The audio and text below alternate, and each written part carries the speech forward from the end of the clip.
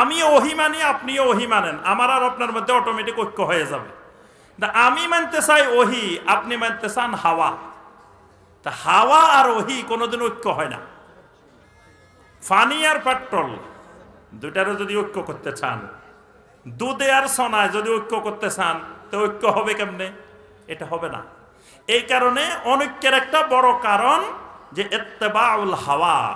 যতদিন মুসলিমেরা ওহীর ইত্তেবা করবে তত ঐক্য বৃদ্ধি পাবে। যখন ইত্তেবাউল হাওয়ার দিকে চলে যাবে তখন আর ঐক্য থাকবে না। 3 নম্বর কারণ আল গুলু ওয়াল ইফরাত, মানে যে কোনো বিষয়ে সীমা লঙ্ঘন, অতিরঞ্জন, বাড়াবাড়ি, ইফরাত। পৃথিবীতে শিরকের সূচনা হয়েছে গুলুওয়ান ফিস সালিহিন, সালেহিনদের ব্যাপারে বাড়াবাড়ি, সীমা লঙ্ঘন, শিরকের উৎপত্তি ঘটাইছে। ঠিক যত বেশি বাড়াবাড়ি, সীমা লঙ্ঘন হয় তত অনৈক্য, দলাদলি বাড়ে, ঐক্য কমে যায়। 4 নম্বর কারণ দলিলবিহীন কোরআনে কারিমের আয়াতকে, হাদিসকে ইচ্ছামতো দলিল বানাই দেওয়া। আয়াত একটা লাগাই দিলেন, এটার সাথে এটার কোনো সম্পর্কই নেই, এটা মুসলিমদের অনৈক্য বৃদ্ধি করে, ঐক্য কমায়। 5 নম্বর আকল আর নকলের দ্বন্দ্বে, নকলের উপরে, কোরআন হাদিসের উপরে আকলকে প্রাধান্য দিলে অনৈক্য বাড়ে, ঐক্য কমে যায়। এরপরে আপনার বিজাতীয় কৃষ্টি কালচার, বিজাতীয় প্রভাব যত বৃদ্ধি পায় মুসলিমদের মধ্যে, তত মুসলিমদের ঐক্য কমে, অনৈক্য বাড়ে। এরপরে ইহুদি নাসারাদের ইত্তেবা, ইহুদি নাসারাদের ষড়যন্ত্রের কবলে যদি মুসলিমেরা পড়ে, তখন ঐক্যের পরিবর্তে দলাদলি বৃদ্ধি পায়। মুসলিমদের মধ্যে যত বেদাত বৃদ্ধি পায় তত অনৈক্য বাড়ে। সুন্নতের দিকে যত এগিয়ে আসবে তত ঐক্য বৃদ্ধি পাবে। এই অনৈক্যের বড় একটা কারণ বেদাত সৃষ্টি হওয়া। কারণ আপনি আর আমি, একজন সুন্নার অনুসরণ করে আরেকজন বেদাতের অনুসরণ করে, তো দুইজনের মধ্যে কোনোদিন ঐক্য সম্ভব না। সুন্নত আর বেদাত একরকম করবেন কেমনে? একই মজলিসে গেছেন, আপনি দরুদ পড়তে চাইতেছেন, আরেকজন লাফ উঠি ইয়া নবী সালাম আলাইকে পড়তে চাইতেছে, তো দুইজনের ঐক্য কেমনে করবেন? এটা সম্ভব না। এই কারণে বেদাত অনৈক্যের ভিত্তি স্থাপন করে, সুন্নাহ ঐক্যের ভিত্তি স্থাপন করে। এরপরে হুব্বুদ দুনিয়া, দুনিয়ার ভালোবাসা, এগুলো অনৈক্যের কারণ। আরো অনেক কারণ আছে। তো সর্বশেষ সমাধান, সমাধান কিসের মধ্যে? 1 নম্বর সমাধান তাওহীদের দিকে ফিরে আসা। দলাদলি সব বন্ধ হয়ে যাবে তাওহীদের দিকে ফিরে আসলে। সবাই যদি আহলুত তাওহীদ হয়ে যায়, দেখবেন সব অনৈক্যের সমাধান, সব দলাদলির সমাধান আহলুত তাওহীদের মধ্যে।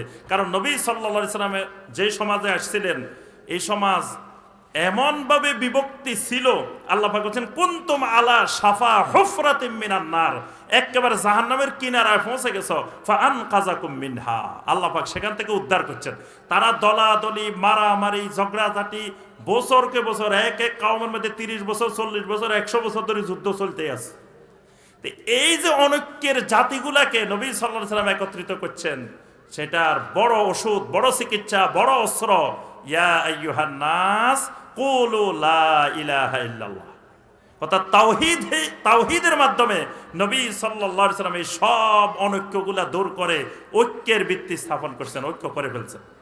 2 নম্বর সমাধান আর রুজু ইলা কিতাবিল্লাহি ওয়া সুন্নাতি রাসূলিহি সাল্লাল্লাহু আলাইহি সাল্লাম, আল্লাহর কিতাব এবং রাসূল সাল্লাল্লাহু আলাইহি ওয়াসাল্লামের সহিহ হাদিসের দিকে ফিরে আসা, এটা ঐক্যের ভিত্তি। 3 নম্বর সমাধান মানহাজুস সালাফ, কোরআন হাদিসকে সালাফদের মানহাজে বোঝা। সাহাবায়ে কেরাম যেমনে বুঝছেন তেমনে বোঝা। এই বুঝের দিকে ফিরে আসলে আর দলাদলি হবে না। এখন সাহাবায়ে কেরামের মতো না বুঝি, আমি যদি আমার স্বপ্ন দিয়ে বুঝি, আমি যদি আমার এলহাম দিয়ে বুঝি, আমি যদি আমার দর্শন দিয়ে বুঝি, আমি যদি আমার কারামত দিয়ে বুঝি, তাহলে তো ঐক্য সম্ভব না। ঐক্যের ভিত্তি হবে মানহাজুস সালাফ। 4 নম্বর আত-তাফাক্কুহু ফিদ-দ্বীন, সবাইকে দ্বীনের ইলমের গভীরতার দিকে আগাইতে হবে, ইলমের দিকে আসতে হবে।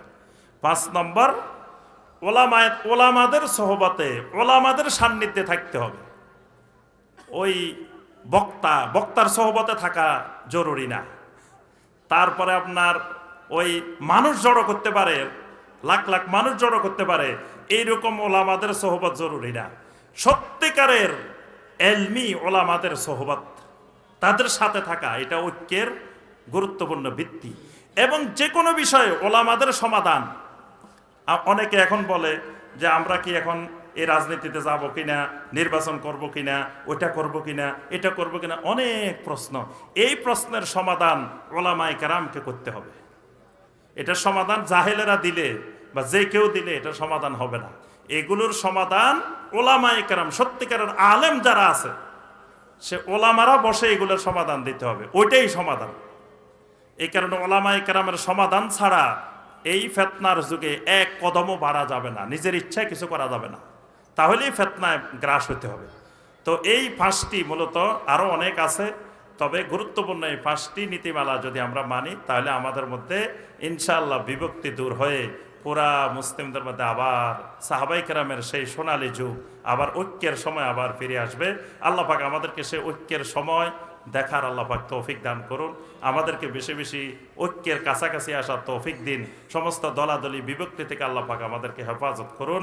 এই ইহইয়াউস সুন্নাহ কনফারেন্সকে আল্লাহ রাব্বুল আলামিন কবুল ও মঞ্জুর করে নিন। আমিন ইয়া রাব্বাল আলামিন।